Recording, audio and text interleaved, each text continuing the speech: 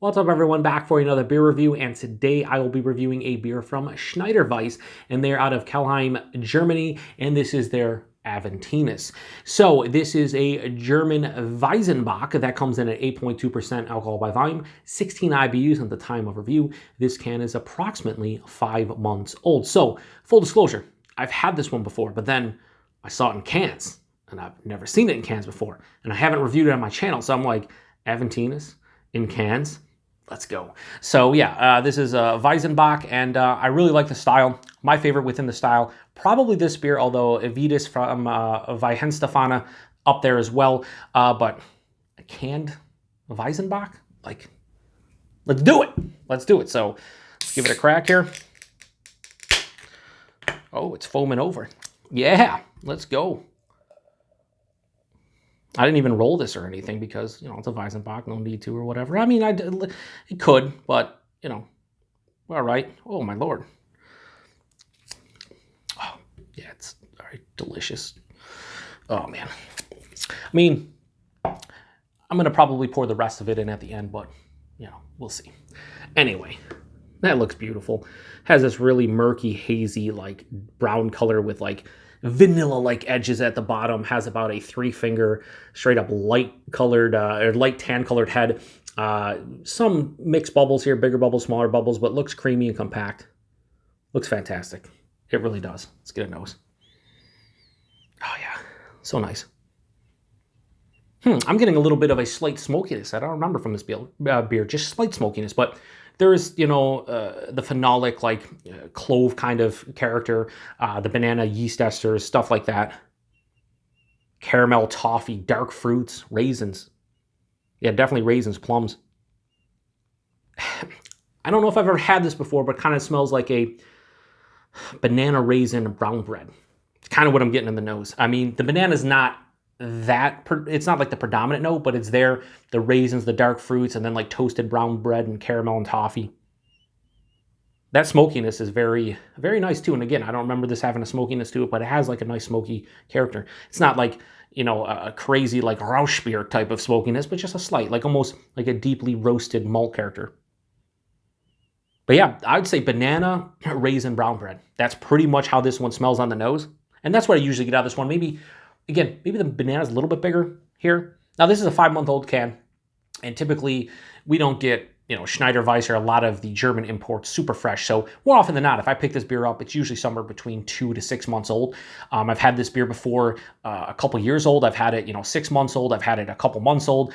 It definitely changes to varying degrees, but I feel like around 5 months, it's usually drinking quite well. And yeah, off the nose here, it smells like a little bit more banana forward and a little bit of that smokiness that I don't typically associate any kind of smokiness with this beer. Man, now as the head's dying down, Jesus. It's a malt bomb of fantastic goodness. That's terrible. I don't even know what I'm saying. English words? Yeah, whatever. It smells fucking dynamite. Let's get into it. Cheers, everyone.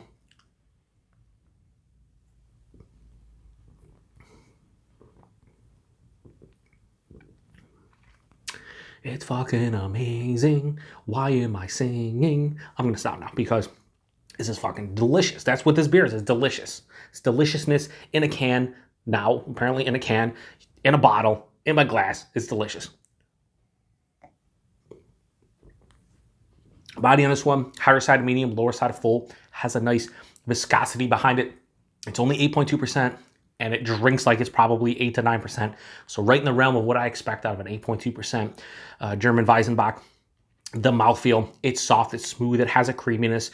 It's like so many wheat beers you get from Germany where the mouthfeel is like, they set a precedent when it comes to like New England style mouthfeels. Like if you get a New England style IPA, like go drink a German wheat beer. Go do that, and you will understand where kind of like New England style IPA mouthfeels come from, because they're soft, they're smooth, they're creamy. There's still carbonation in here, it's just it has a nice creaminess to it. I mean, Hefeweizens are kind of, almost feel like the base for the mouthfeel of a New England style IPA. But the taste of this one, that smokiness, not really here at all, which maybe has something to do with the gigantic head I poured, because as that dissipated, the smokiness kind of dissipated as well. But there's caramel, there's toffee, brown bread, big malty vibe, kind of What I was getting in the nose translated maybe 80-90%. There's banana, a little bit of clove, but this is like banana raisin brown bread to me with a little bit of clove and a little bit of like sweeter caramel toffee flavors. It's fucking delicious. It finishes with a pretty high residual sweetness. I mean, this is not a cloying beer or anything, but it's sweeter. There's like a semi-dry finish on the end of the palate. Maybe a very light touch of bitterness, but not really. This one is a sweeter, more delectable kind of beer. This is not a beer I'm gonna, session, but I could drink 1 or 2 of these and be happy for the rest of the night. It's 8.2%, and it really doesn't let you know it. I mean, to some degree, I can tell in my chest I'm getting a little bit warming, but there's no astringency on the palate whatsoever.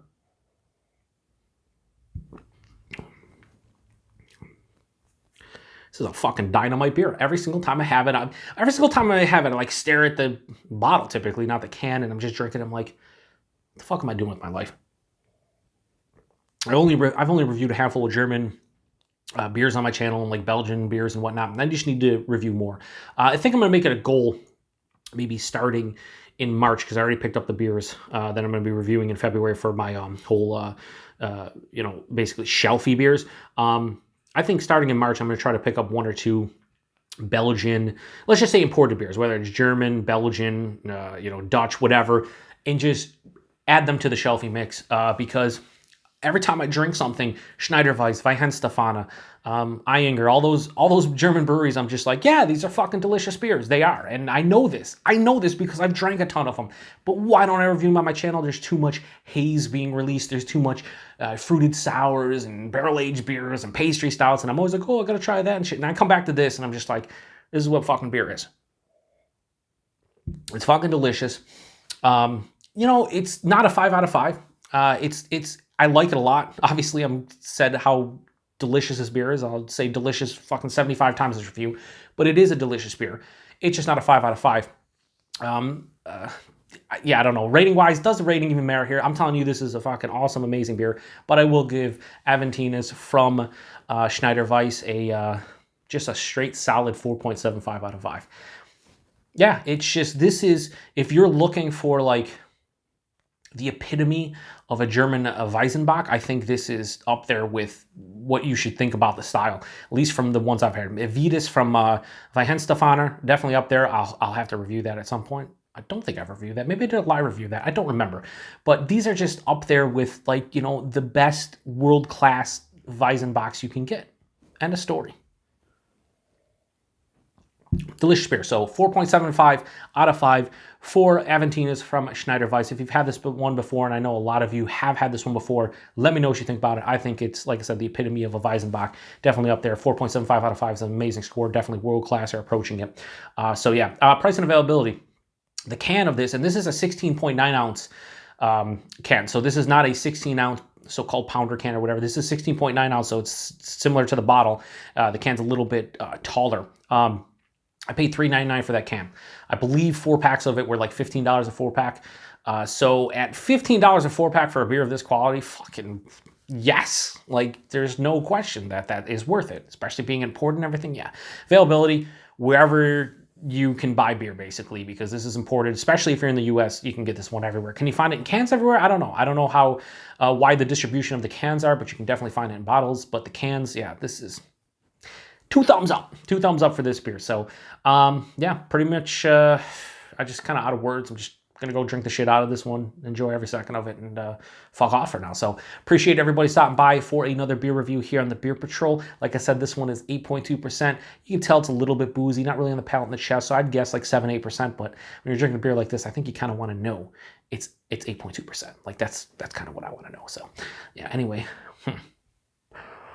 Fucking delicious beer. I'm going to shut it down. Appreciate everybody stopping by. The next one. Cheers.